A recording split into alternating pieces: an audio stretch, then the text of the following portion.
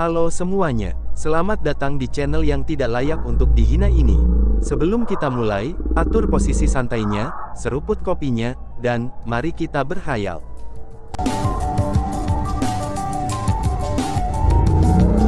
Melanjutkan cerita sebelumnya, desa kuno Siling terletak di wilayah tengah domain aliansi. Wilayah pusat dulunya adalah wilayah yang paling berkembang di domain aliansi. Itu adalah lokasi dengan organisasi cabang paling terkonsentrasi dari berbagai kekuatan. Semua kekuatan yang berhasil membangun diri mereka di wilayah itu, mereka semua bukanlah karakter biasa. Dengan demikian, dari sini saja dapat dilihat bahwa sementara desa penyegelan kuno disebut desa, itu sebenarnya adalah tempat yang sangat kuat yang tidak bisa diremehkan. Bahkan di seluruh aliansi domain, desa kuno penyegelan sangat terkenal. Selain itu, tempat itu juga merupakan tempat yang paling digemari oleh para spiritualis dunia yang kuat. Para spiritualis dunia gemar mengunjungi desa penyegelan kuno, itu terutama karena dua hal. Hal yang pertama, desa kuno penyegelan gemar menerima spiritualis dunia sebagai tamu. Selama seseorang memenuhi kualifikasi, mereka bisa memasuki desa kuno dan menerima perawatan yang ramah. Dan hal yang kedua, desa penyegelan kuno memiliki sejumlah besar air es penyegelan. Selama seseorang bisa mendapatkan kesan yang baik dari desa penyegelan kuno, maka itu orang mungkin akan menerima air es penyegelan sebagai hadiah. Siling Glacial Water mampu meningkatkan kekuatan formasi spiritual. Khusus untuk menyegel formasi, hal itu memiliki efek ajaib. Bagi para spiritualis dunia, Siling Glacial Water adalah jenis harta karun. Selain itu, satu-satunya cara bagi mereka untuk mendapatkannya adalah melalui desa kuno penyegelan. Dengan demikian, secara praktis setiap tahunnya, setiap bulan, dan setiap hari, akan ada spiritualis dunia yang datang ke desa kuno Siling dengan harapan menjadi tamu mereka. Namun sayangnya, tidak ada yang bisa menjadi tamu di desa kuno Siling. Karena pertama, seseorang harus menjadi seorang spiritualis dunia. Ini adalah persyaratan minimum yang wajib dipenuhi. Selanjutnya, seseorang harus memiliki teknik spiritual yang luar biasa. Jika tidak luar biasa, maka orang itu bisa melupakan memasuki desa kuno penyegelan. Ini adalah persyaratan dan kualifikasi untuk diterima sebagai tamu di desa penyegelan kuno. Adapun bagaimana ditentukannya seseorang memiliki teknik spiritual yang sangat baik, dan bagaimanakah seseorang memenuhi syarat untuk diterima sebagai tamu di desa penyegelan kuno, maka tentu saja itu akan ada ujiannya. Ujian ini juga bukan tes yang sederhana. Ada total 2 ujian yang harus dilewati seseorang. Ujian pertama adalah untuk menentukan apakah seseorang adalah seorang spiritualis dunia atau tidak. Persyaratan minimum untuk lulus tes ini, itu mengharuskan seseorang untuk menjadi spiritualis dunia jubah emas. Ujian kedua adalah untuk menentukan kekuatan spiritual seseorang. Hanya dengan melewati tes ini, seseorang diizinkan memasuki desa kuno penyegelan dan kemudian menjadi tamu mereka. Untuk ujian pertama, itu dapat diambil kapan saja. Namun untuk ujian kedua, seseorang hanya bisa melakukannya pada bulan pertama, ke-11, dan 21 setiap tahunnya. Saat ini, Chu Feng sudah tiba di desa kuno Siling. Selanjutnya, ia berhasil melewati ujian pertama. Namun karena faktanya bahwa itu masih belum waktunya untuk sidang kedua, maka Chu Feng tidak dapat memasuki desa kuno penyegelan. Dengan demikian, pada saat ini Chu Feng diatur untuk tinggal di tempat yang dimiliki oleh desa kuno Siling, dan tempat itu terletak di luarnya. Bukankah ini agak terlalu buruk? Ucap Chu Feng. Melihat hal-hal di depannya, meskipun Chu Feng tampak siap, tapi dia masih dibuat terkejut. Adegan yang muncul hadapan Chu Feng ini, itu adalah tempat ia harus tinggal selama beberapa hari ke depan. Dia harus tinggal di tempat ini bersama banyak orang lain dan menunggu tanggal berikutnya di mana ujian kedua akan dibuka. Sebenarnya, pemandangan di sana tidak terlalu buruk. Karena bagaimanapun juga, tempat itu terletak jauh di dalam pegunungan yang dikelilingi oleh pohon-pohon musim gugur, bunga-bunga yang menakjubkan, rumput yang tidak biasa, gunung-gunung yang tinggi, air sungai yang mengalir, air terjun yang tinggi, dan berbagai hal semacamnya. Segala macam pemandangan hadir di tempat ini. Namun sayangnya, Desa Kuno Penyegelan telah menetapkan aturan yang menyatakan bahwa tidak ada yang diizinkan untuk bergerak sesuka hati, sehingga mereka hanya bisa bergerak dalam satu wilayah yang ditentukan. Adapun daerah yang ditunjuk, itu adalah alun-alun terbuka. Plaza itu tidak terlalu besar, dan juga sangat sederhana serta kasar dalam hal penampilannya. Tidak hanya permukaan plaza tidak ditutupi dengan bahan khusus, bahkan tidak ada lempengan batu di permukaannya. Namun sebaliknya, itu hanya ada tanah. Itu benar sekali, itu adalah tanah. Itu adalah jenis tanah kotor yang sama yang menutupi gunung. Selain itu, hanya ada satu rumah batu, 2 rumah kayu, dan 10 pondok jerami yang ada di alun-alun. Itulah tempat tinggal para tamu. Namun yang paling penting adalah, orang-orang tidak diizinkan untuk membuat formasi spiritual, atau menggunakan harta khusus di plaza itu. Mereka hanya diizinkan untuk beristirahat di tempat tinggal yang ditunjuk oleh Desa Kuno Siling, dan bahkan sesuatu seperti meletakkan selimut di tanah juga tidak diperbolehkan. Mereka bisa tinggal di rumah atau tidur di luar, dan hanya sesederhana itu. Jika ada yang menolak untuk mematuhi aturan, mereka akan kehilangan hak istimewa untuk berpartisipasi dalam ujian kedua. Itu karena, ada banyak orang dari Desa Kuno Siling yang ditempatkan di sekitar alun-alun. Seperti patung, mereka berdiri di sana tanpa bergerak saat mereka menyaksikan Chu Feng dan yang lainnya. Karena kamu sudah datang, kamu tidak bisa kembali dengan tangan kosong.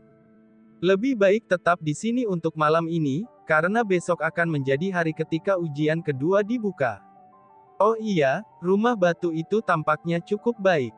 Karena tidak ada orang di sana, kamu harus pergi dan tinggal di sana, kata si ratu. Setelah mendengar apa yang dikatakan si ratu, Chu Feng segera memperhatikan bahwa di alun-alun ini, itu ada total 38 orang, dan itu tidak termasuk orang-orang dari Desa Kuno Siling. 38 orang ini dari segala macam usia, yaitu tua dan muda. Yang termuda di antara mereka adalah sekitar usia yang sama dengan Chu Feng. Adapun yang tertua, usianya beberapa ratus tahun, atau bahkan hampir 1000 tahun.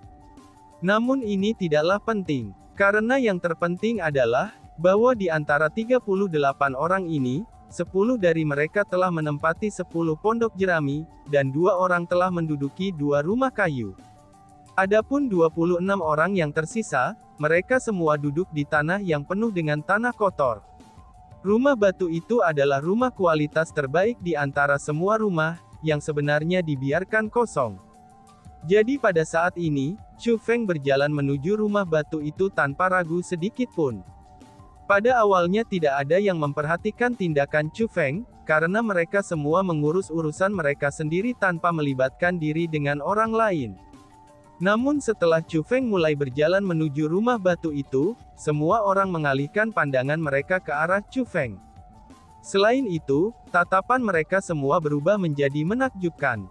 Karena sedemikian rupa, sehingga ada orang di antara mereka yang benar-benar mulai tertawa dengan dingin, dan seolah-olah mereka menikmati musibah orang lain. Bahkan ada beberapa di antara mereka yang tidak malu untuk mengambil makanan dari dada mereka, dan mulai makan seolah-olah mereka menantikan untuk menikmati pertunjukan. Hei bocah yang ada di sana, aku sarankan kamu untuk tidak memikirkan rumah batu itu, ucap seseorang.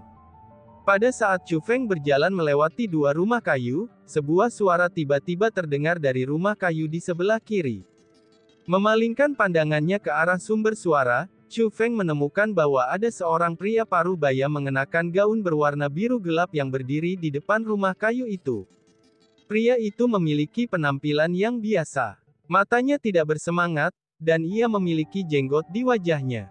Memegang sebotol labu anggur, dia bersandar di pintu rumah kayu dan menatap Chu Feng dengan senyum di wajahnya, dan ada sedikit jijik di matanya.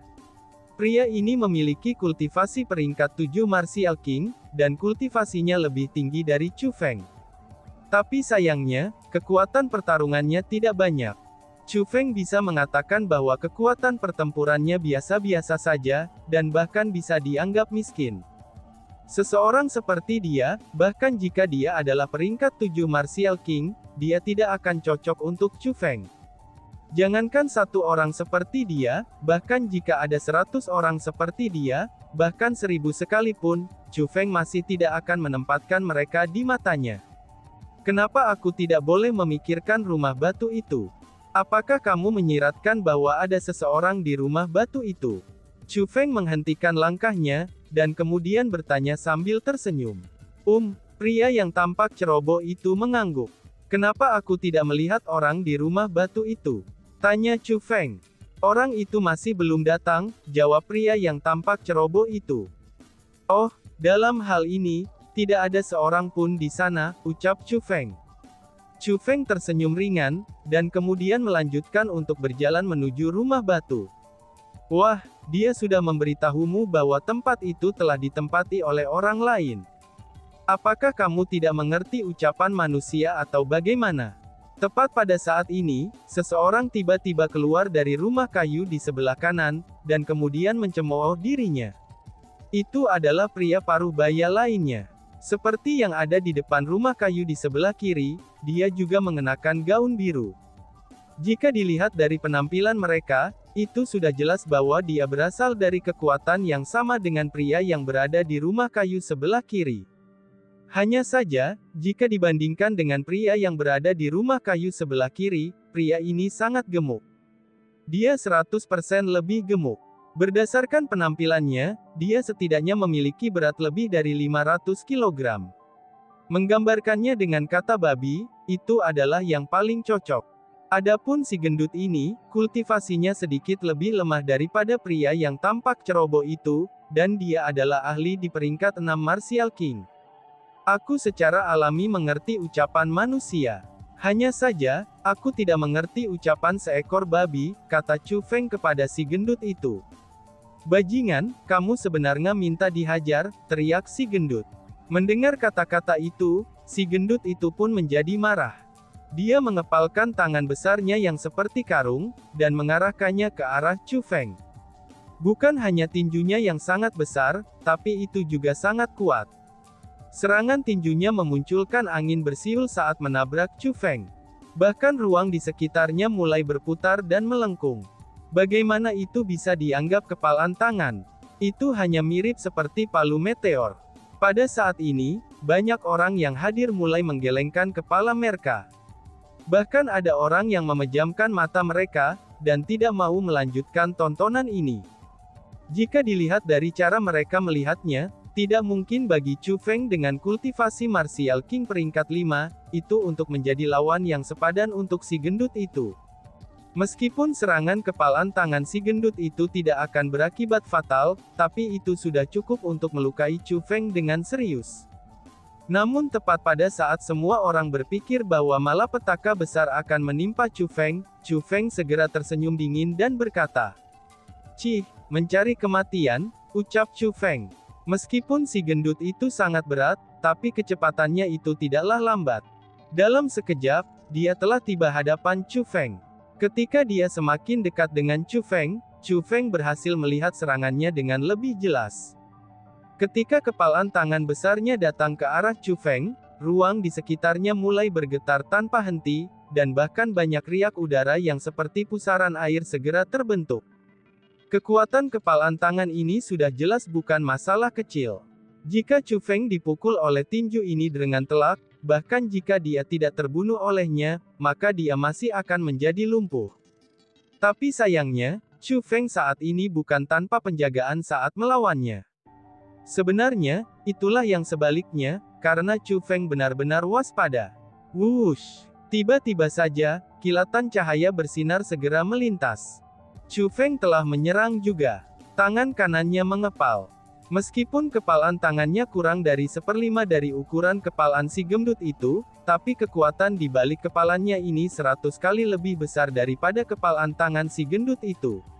Apakah orang itu berencana untuk membuang hidupnya? Ucap orang-orang.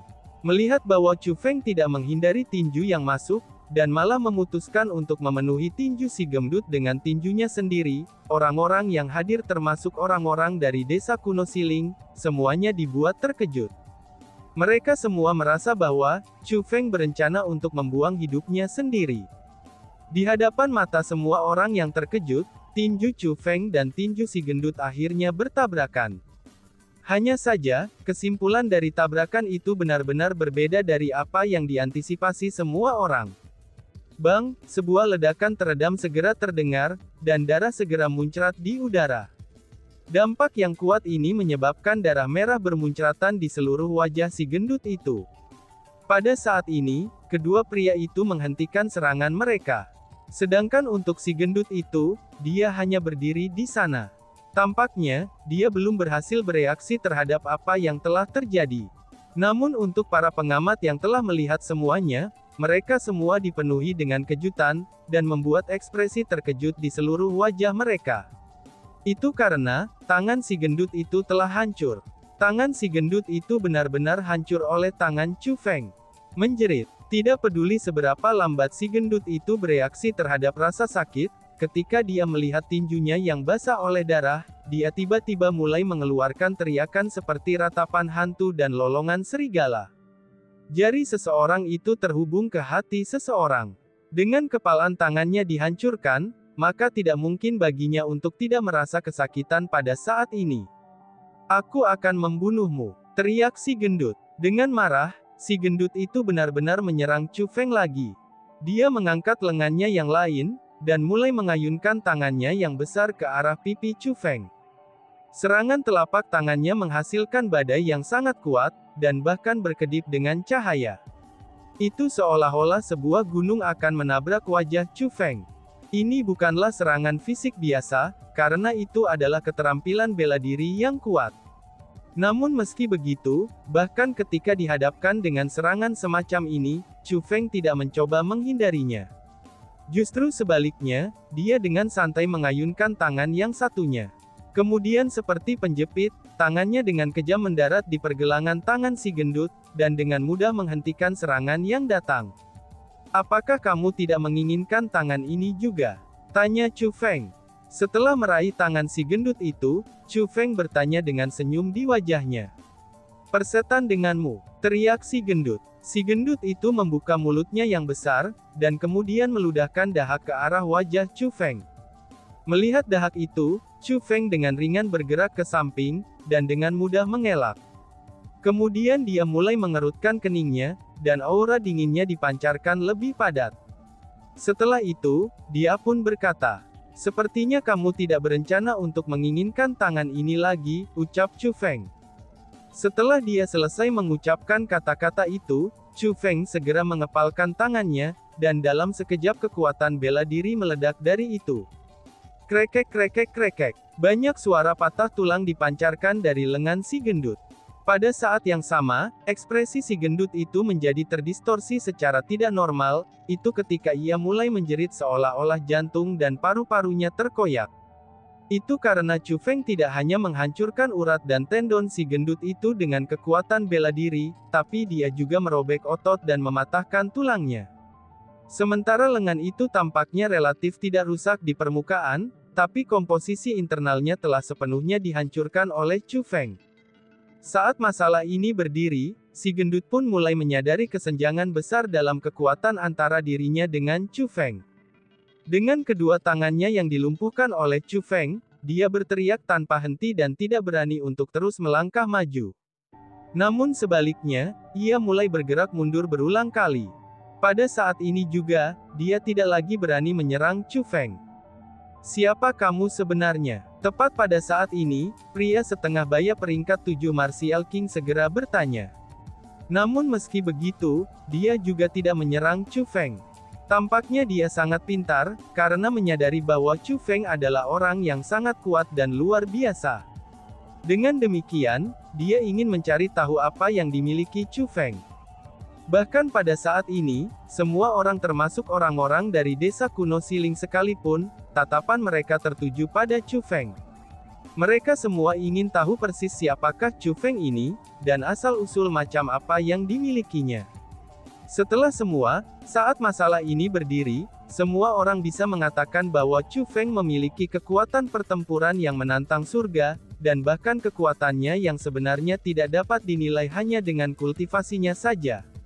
Seseorang dengan kemampuan semacam itu di usia muda, maka kemungkinan besar tidak akan menjadi karakter yang sederhana. Pada tingkat yang lebih besar atau lebih kecil, mereka akan menjadi orang-orang dengan status dan pendukung yang kuat. Siapa aku? Apakah itu yang menjadi perhatian kamu? Jawab Chu Feng dengan nada mencibir. Kalau begitu, apakah kamu tahu siapa kita?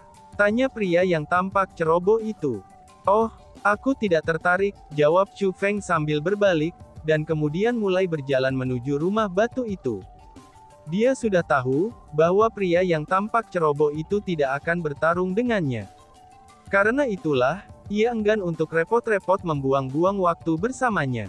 Bahkan jika kamu tidak tertarik, aku akan tetap memberitahumu. Saudara lelaki aku adalah tuan kecil yang tidak diketahui siapapun di Tanah Suci Martialism. Rumah batu ini, kami telah mendudukinya atas namanya. Jika kamu masuk akal, maka kamu harus pergi dari rumah batu itu sekarang juga. Lebih baik datang dan minta maaf kepada kami. Jika kamu melakukan itu, maka mungkin saudara aku akan memaafkan kamu. Lain cerita begitu saudaraku datang, bahkan jika aku memohon padamu, dan jika mengingat temperamennya, dia pasti tidak akan membiarkanmu pergi. Aku yakin kamu juga tahu, bahwa desa kuno penyegelan memungkinkan orang untuk bertarung di wilayah mereka. Bahkan jika kamu dipukuli sampai mati, mereka tidak akan peduli dengan masalah ini. Pria yang tampak ceroboh itu sebenarnya mulai mengancam Chu Feng. Tuan kecil, siapa itu? Kenapa aku belum pernah mendengar tentang dia? Ucap orang-orang. Ketika pria itu mengatakan kata-kata itu, sebelum Chu Feng bisa menjawab, banyak orang dari kerumunan mulai bertanya satu sama lain.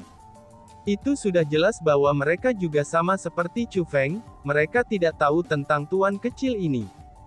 Saudaraku baru memulai karirnya beberapa waktu yang lalu. Namun meski begitu, namanya akan segera menyebar ke seluruh Tanah Suci Martialism, ucap pria itu. Melihat kerumunan itu semua skeptis terhadapnya, yang dijelaskan oleh pria yang tampak ceroboh itu. Bukankah sebelumnya kamu mengatakan bahwa, saudaramu adalah seseorang yang tidak diketahui oleh siapapun di Tanah Suci Martialism? Kenapa sekarang saudara laki-laki kamu itu menjadi orang yang baru memulai karirnya? Seorang lelaki tua dengan kultivasi peringkat 5 Martial King yang menempati gubuk jerami, dia segera berbicara dengan cara mengejek. Hei sampah tua, apa yang kamu ketahui? Yang aku bicarakan saat ini adalah masa depan. Aku mengatakan bahwa saudara aku akan menjadi seseorang yang tidak diketahui oleh siapapun di Tanah Suci Martialism. Mengapa kemampuan pemahamanmu selemah ini? Pria yang tampak ceroboh itu segera mencibir. Bahkan sikapnya tampak sangat keji. Cih, melihat bahwa dia menolak untuk mendengarkan alasannya, pria tua itu melengkungkan bibirnya, dan tidak mau repot-repot membuang waktu untuk kata-kata berlebihan bersamanya. Adapun orang lain, mereka sebenarnya sangat takut pada pria yang tampak ceroboh itu. Sementara mereka merasa jijik dan bahkan diejek dari kata-katanya sebelumnya, setelah memikirkan bagaimana kekuatannya tidak lemah, mereka berpikir bahwa kekuatan saudaranya pasti akan di atas kekuatannya. Jadi, tidak ada dari mereka yang berani mengatakan apapun, dan hanya mencemoohnya di dalam hati mereka. Melihat bahwa tidak ada orang lain yang mencoba membantahnya, pria yang tampak ceroboh itu membelai hidungnya dengan puas. Kemudian dia merapikan pakaiannya, dan segera melihat ke arah Chu Feng sekali lagi. Namun ketika dia melihat Chu Feng saat ini, penampilannya yang puas segera berubah pucat. Itu karena, bukan hanya Chu Feng tidak takut dengan kata-katanya, dia bahkan memasuki rumah batu dan berbaring di tempat tidur dengan tangan di belakang kepalanya seperti bantal, dan satu kaki bersilang di atas kakinya yang lain. Penampilannya sangat santai dan riang. Sialan, apakah kamu tidak mengerti apa yang baru saja aku katakan? Aku berkata untuk menjauh dari rumah batu itu. Kenapa kamu masih keras kepala untuk memasukinya? Apakah kamu benar-benar tidak takut mati, ataukah kamu tidak percaya bahwa saudaraku akan membunuhmu?